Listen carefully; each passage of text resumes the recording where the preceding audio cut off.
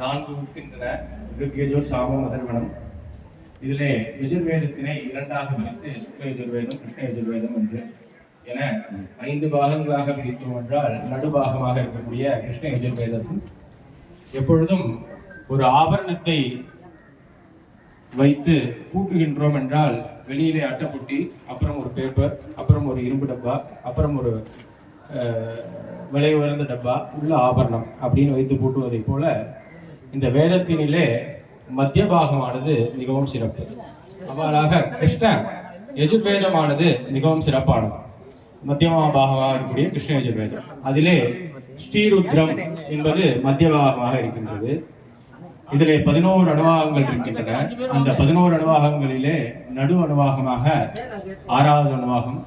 இதிலே நமசிவய என்கின்ற பஞ்சாட்சரம் மத்தியமமாக இருக்கின்றது.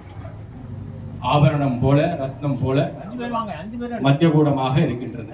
அத்தகைய வேதத்தினை தற்பொழுது வேத பிராமணர்கள், வேங்கை வாசலில் வசிக்கக்கூடிய வேத பிராமணர்கள் மிக சிறப்பாக ஸ்ரீருத்ர